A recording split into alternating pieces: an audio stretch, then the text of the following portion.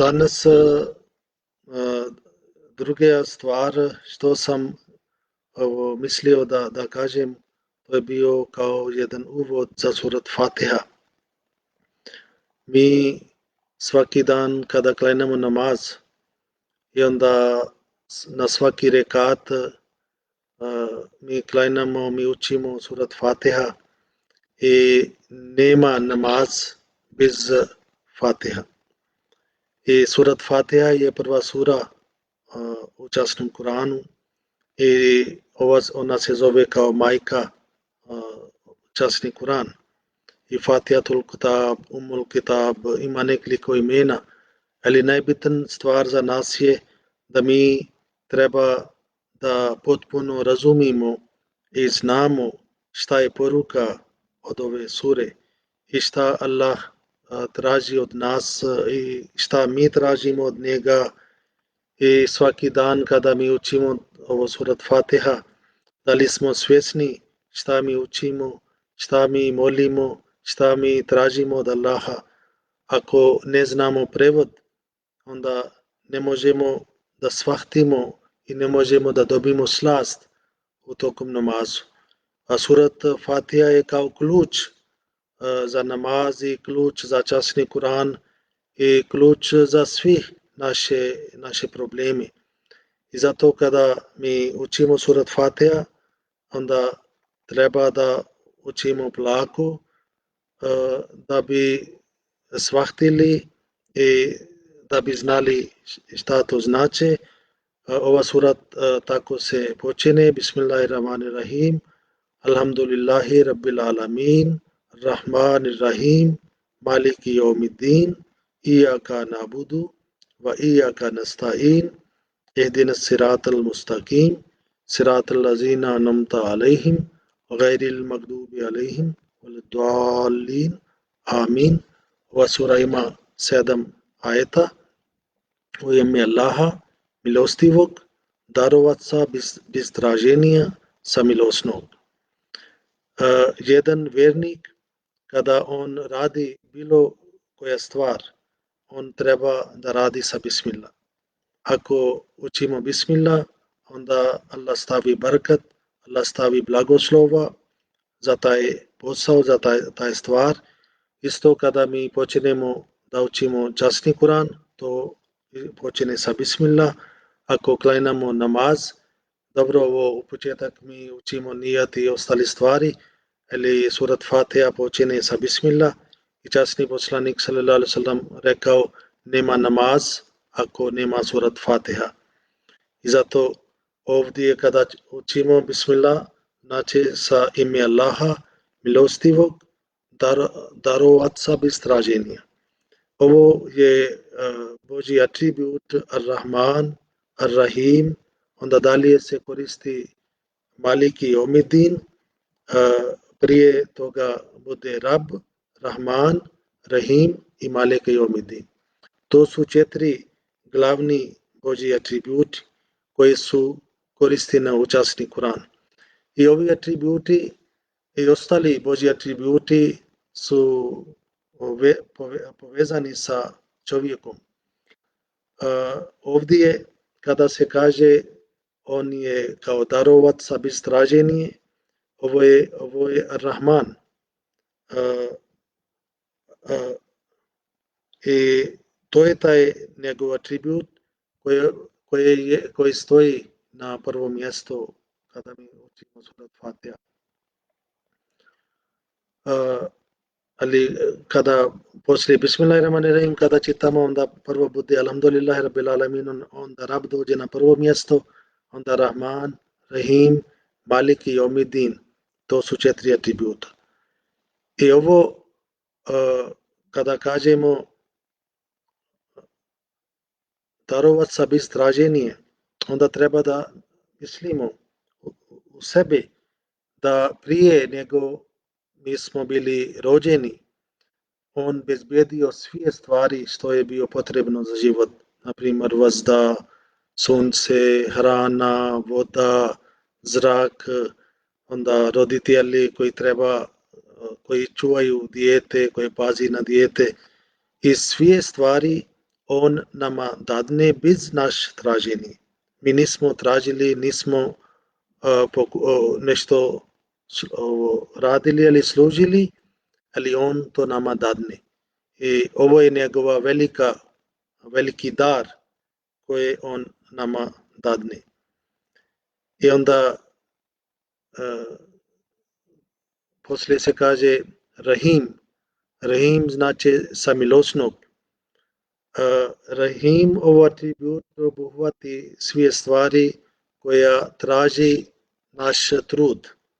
Znači, kada čovjek trudi, onda Allah prihvati njegov trud i ne ostavi njegov trud da bude uzalud. Naprimjer, kada čovjek pokušava nešto da stigne do neki stepen, naprimjer, ako je student, ako on dobro studira i onda na kraju kada on izađe na ispit, on položi ispit i to onda on njemu to nagradi.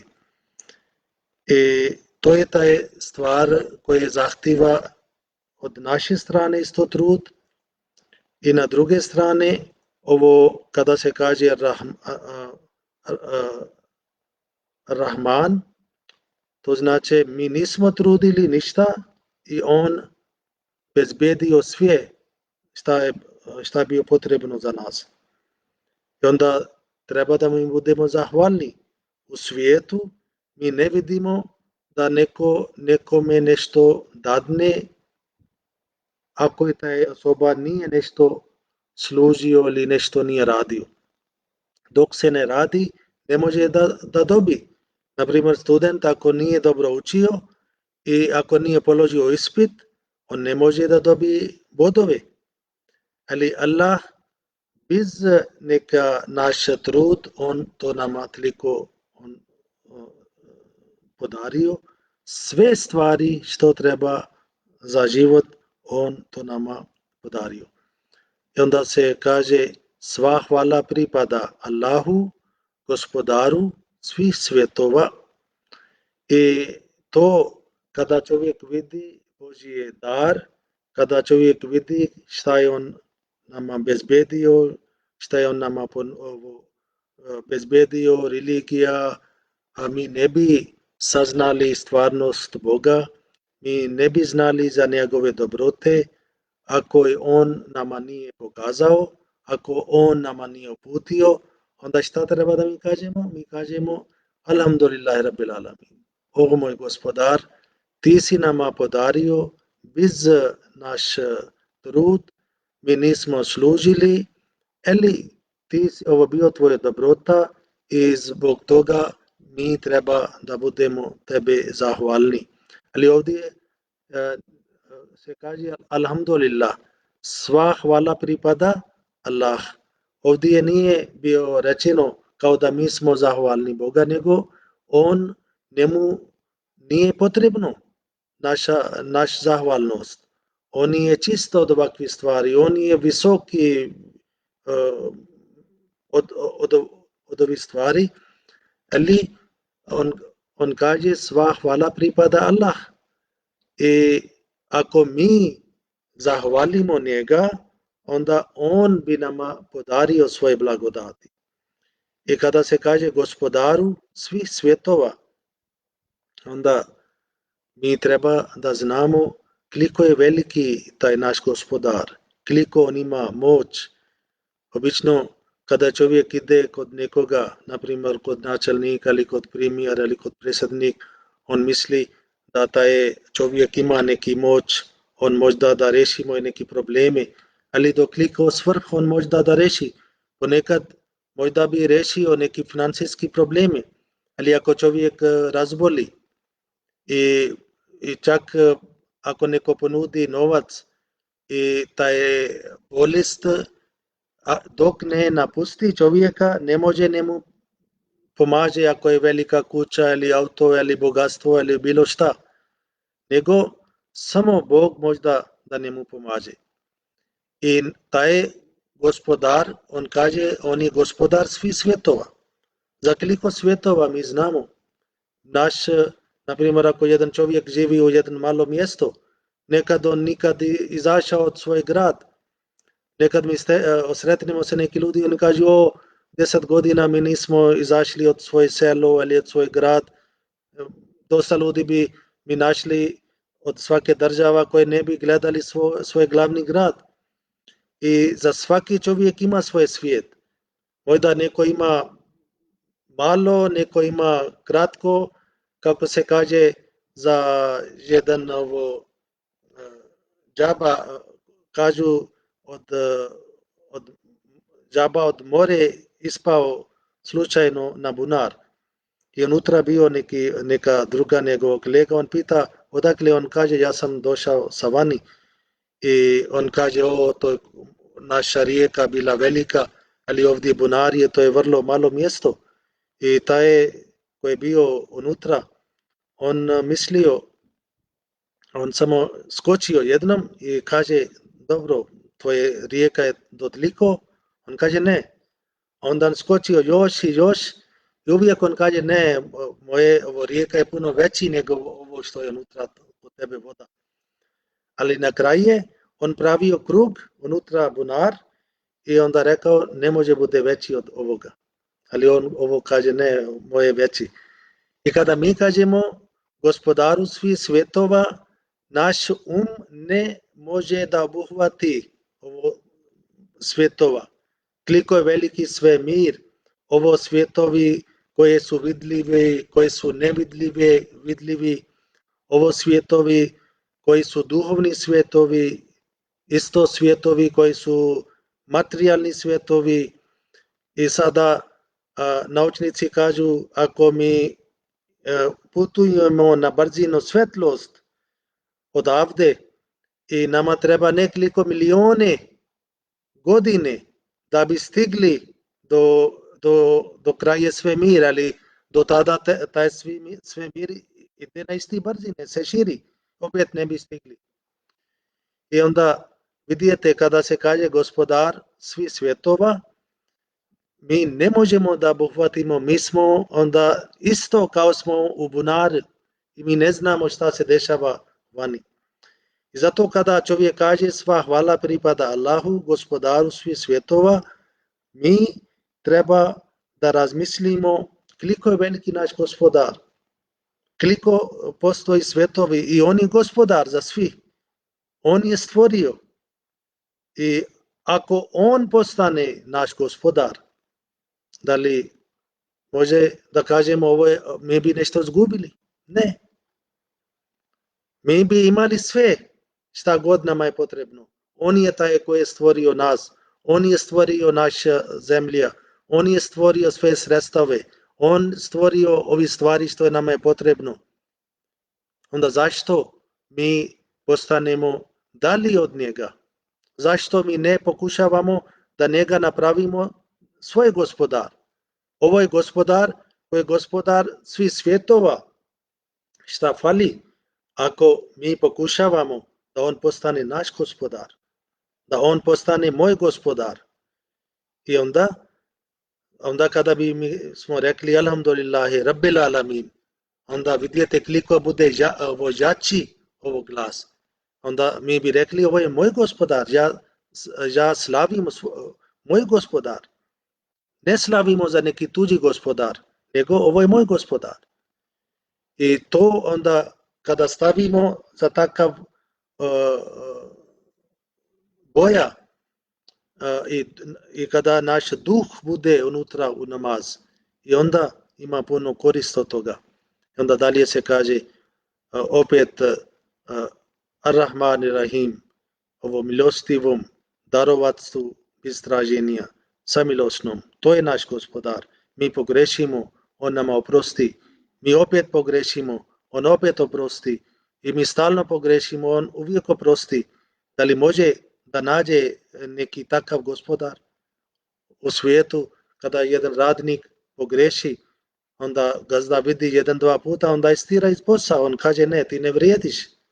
Ali Allah, on vidi da njegov rob dan i noć pogreši, ali on uvijek kaže moja milost obuhvata sve stvari. I zašto da mi ne uzimamo njega kao naš gospodar? Onda se kaže Malik Jomidin, vladaru sudnjeg dana. Šta to znači? Da li to znači da sada mi smo slobodni?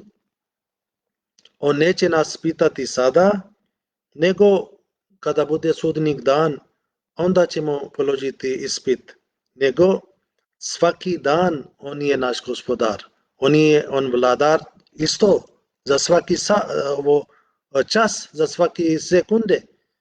I zato kada se kaže Malik Jomidin, to znači svi naši, kada se kaže on je vladar sudnjeg dana, šta bude na sudnjeg dana? Obično se mi kažemo, ali ljudi vjeruju da svi će položiti ispit. I kada bude ispit, onda svaki strahuje, ne zna šta da bude. Naprimjer, za neki obični ispit, kada neko položi ovo vožnje, onda on puno boji, puno misli, ne znam da li ću položiti ili neću položiti. I taj dan čovjek se strahuje. I onda mi ne znamo da li taj rezultat bude bolje za nas ili ne bude dobro za nas ili ne bude dobro za nas.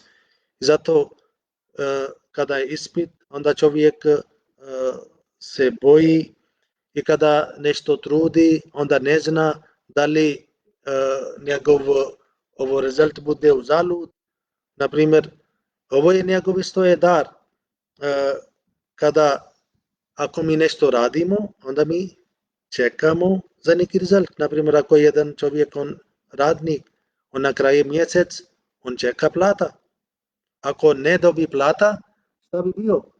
Malo bi on strpio, ali onda on bi mislio moramo da nađemo nešto drugo.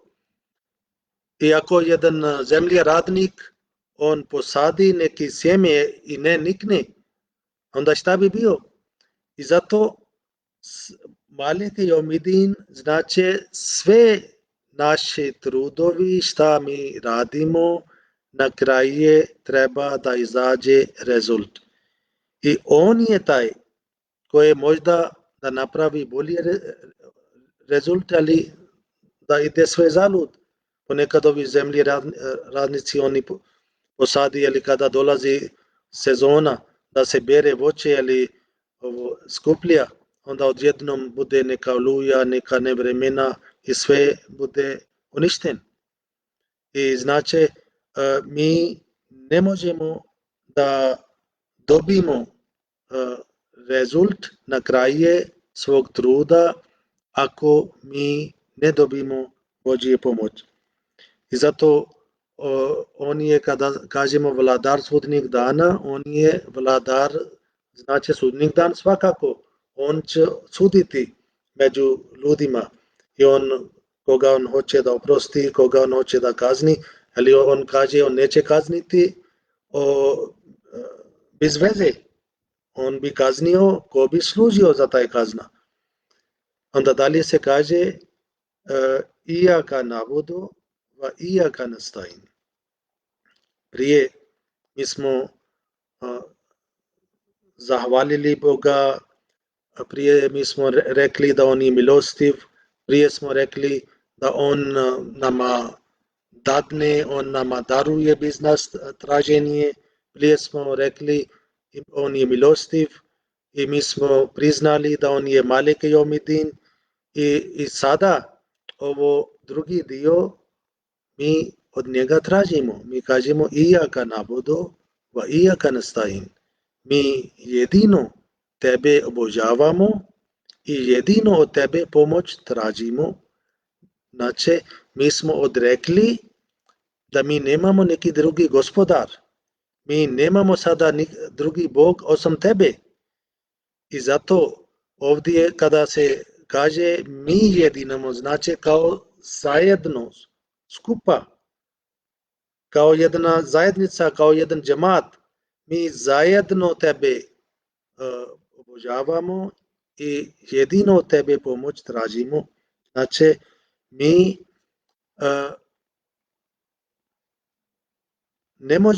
ne bi mogli da obožavali Boga ako ne bude njegov pomoć. I za obožavanje isto treba da mi imamo njegov potpor i njegovu pomoć.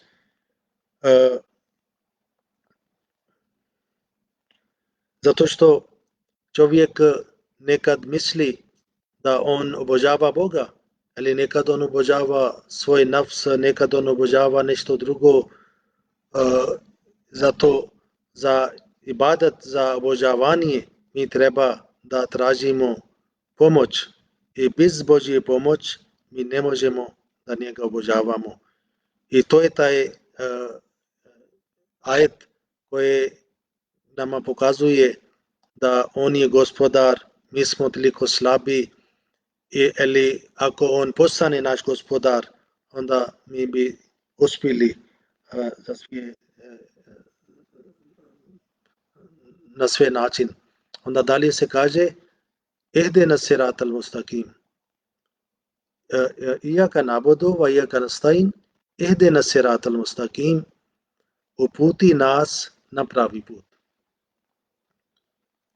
Ovdje se isto se pokazuje da koliko smo slabi, da mi sami ne možemo da nađemo svoj pravac, ne možemo da nađemo svoj cilj i zato mi tražimo Božju pomoć, uputi nas na pravi put.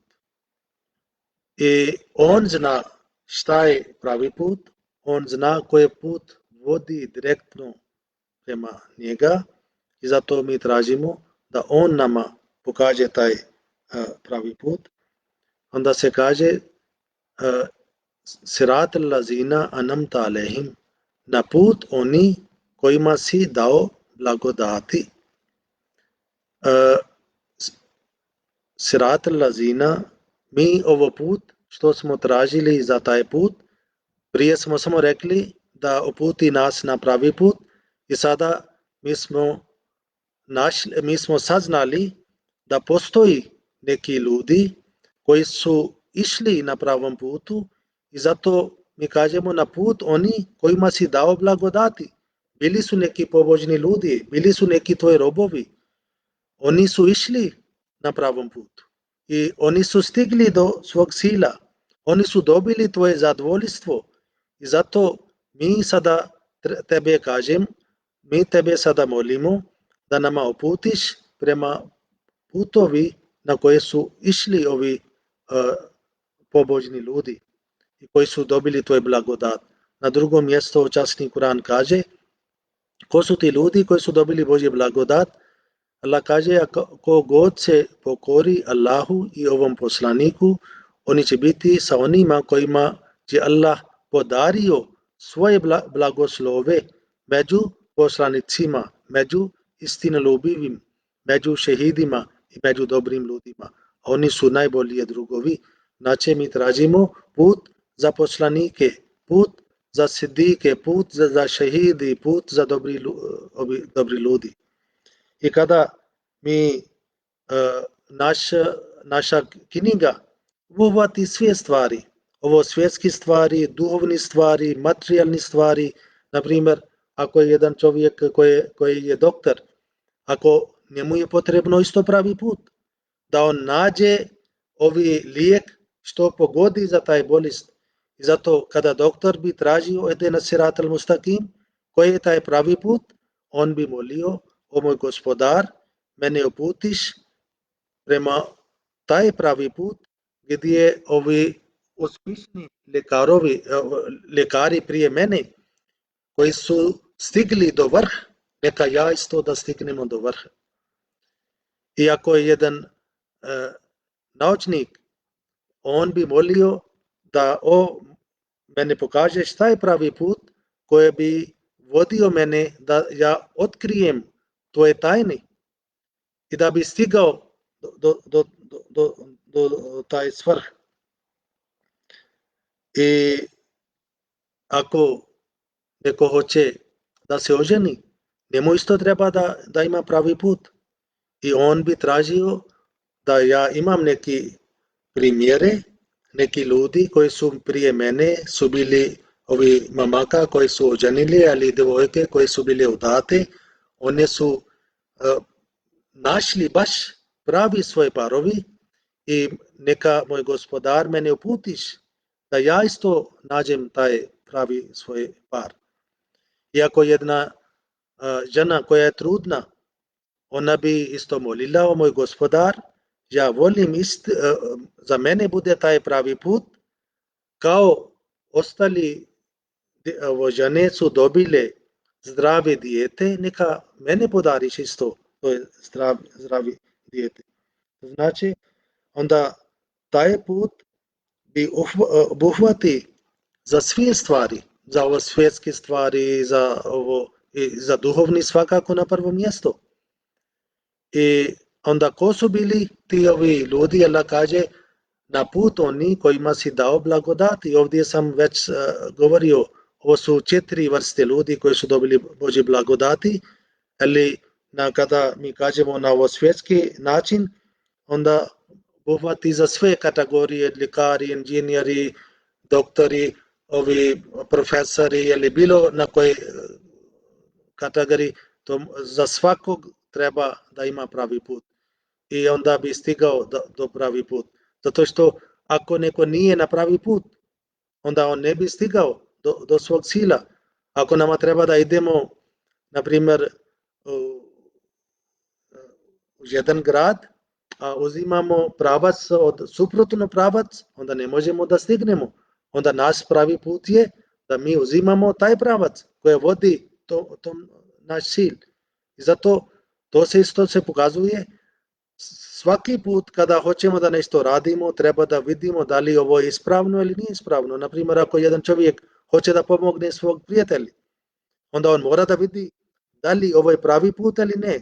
Da li zakon dozvoli da pomažemo svog prijatelja ili ne, ali za ovo način pomažemo ili ne. Znači, za svaki posao, za svaki stvar, ako tražimo pravi put, onda je her, onda je dobrota, onda je u redu. Ako ne, onda na kraju mi bi patili, imali problemi. I ovdje, kada bi dobili ovaj pravi put za ovi pobožni ljudi, onda mi bi stigli do sila. I onda dalje se kaže, ko su ti ljudi koji su dobili svoj blagodat, na koje se nije srdžba izlila.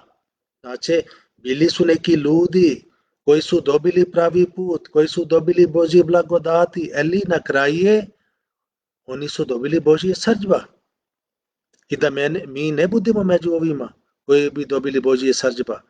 I onda na kraju se kaže i koji nisu zalutali, a bili su neki ljudi koji su dobili pravac, ali na kraju su zalutali, zagubili su svoj put.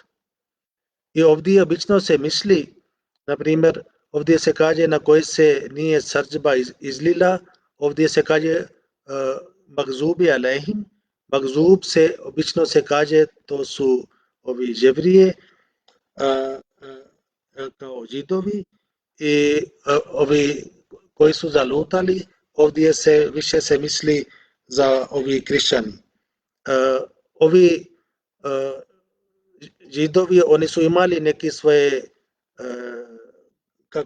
osobine, koji su neke stvari koje Allah mrzio, na primjer bili su neposlušni su bili za svog gospodara, bili su neposlušni za svog poglavara kao za Hazrat Musa a.s. Znači, bili su neposlušni za svoje, taj čovjek koji je bio na vrh. Na primjer, oni su rekli, o Musa, idi ti i tvoj gospodar i idete i borite, mi sjedimo ovdje. Znači, bili su neposlušni i to je jedna osobina. Iako ta osobina se nalazi kod neki drugi ljudi, neki drugi narod, oni su među onima, oni su među Jevrijama. I, na primjer,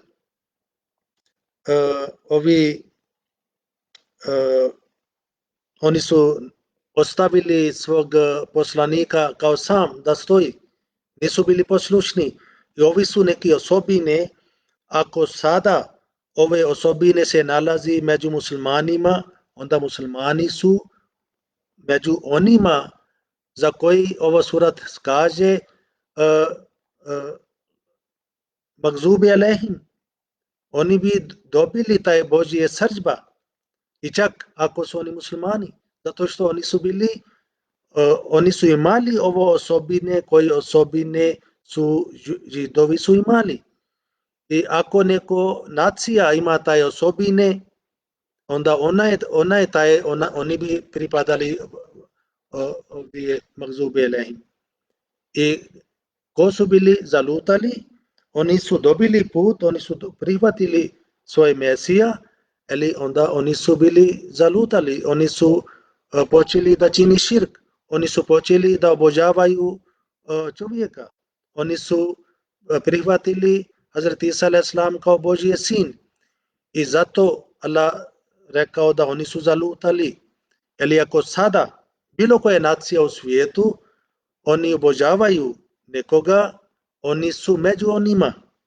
I zato je časni poslanik sallallahu alejhi ve sellem nama upozorio i onda on rekao zasigurno će se mojim umetu događati stvari koje su se ranije događale i Izraelčanima. I ovdje zato je ovo dua kada mi kažemo da Allah neka nama pomogne da mi ne budemo među zalutalima, da mi ne budemo među onima koji su dobili to je srdžba. Onda kada se molimo, znači onda jedan dio od ovi umat, od ovih ljudi će služiti Božje srdžba. Jedan dio oni će zalutati. I zato mi molimo da bi mi spasili. I jedan dio mora da bude spaseno. I kada je Allah učio dua, da činite ovo dua da ne budemo među onima, među ovima ili onima, to znači ako on neće da sluša naš dua, neće prihvati naš dua, onda on ne bi nama tako uputio, ne bi rekao ovo dua. Zato ovo dua treba da jedan dio među muslimani kada oni moli, Allah prihvati njihovo dua. Ali žalosno, većina dio umata, oni su sada među zalutalima. Oni sada dobijaju Božje srdžba. I zato vidite poslanik sallallahu alejhi ve sellem kaže zasigurno će se mojim umetu događati stvari koje su se ranije događale i Izraelčanima. Jedni drugima će sličiti kao što su paro sipala jedna drugoj sliče. Vidite do toliko mjere poslanik sallallahu alejhi ve sellem kaže oni će biti slični. I sada na ovo doba već ispuni ovo preskazanje. I poslanik kaže ako je neko od ovo napravio blud sa majkom i da će raditi neko od moga umeta, znači toliko nisko stanje, poslanik kaže tako će biti. Izraelčani su bili podijeljeni u 72 sekte, ali moj umat će podijeliti u 73 sekte. To je katastrofa. Sve one će biti u vatri, osim jedne, ima nada. Jedan će biti spašen. A na to su ga ashabi upitali, o Božje poslaniče, ko su oni? Časni poslanik sallallahu alejhi ve sellem je odgovorio, to će biti ljudi koji će slijediti moji i sunnet mojih ashaba. Ko su ti sada ovi? To su sada ta je zajednica koja pripada Hazrat Mirza Ghulam Ahmad alejhi salam, koja pripada običani Mesiji alejhi salam i Imam Mahdi alejhi salam. I zato spas postoji. Na ovo surat Fatiha kada mi svaki dan mi učimo dova da mi ne budemo među zalutalima, ne budemo među onima koji su dobili Božje srdžba i onda ne mislimo šta je bio spas za njih. Za njih bio spas Mesija.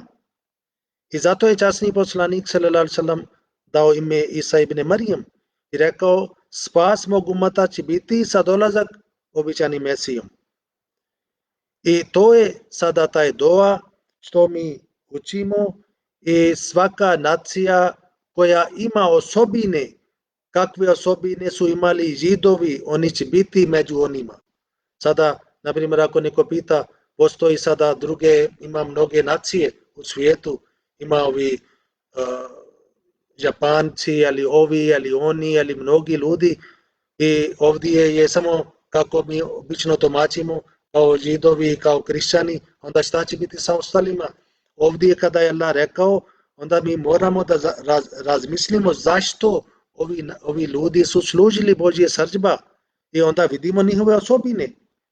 I ove osobine kada se nalazi bilo koja nacija, da li to je grupa ljudi, da li to je pojedinačno, to se nalazi kod jednog čovjeka ili kao silina, kao jedna zajednica, onda oni će biti među onima. Njihove osobine će pripadati onda među zalutalima, onda i ne samo da mi korimo židovi, nego onda muslimani su ti koji sada služi Božje ovo srdžba. Oni služaju Božje srdžba. Kako muslimani to ne gledaju? Kako ni ne bude to jasnije?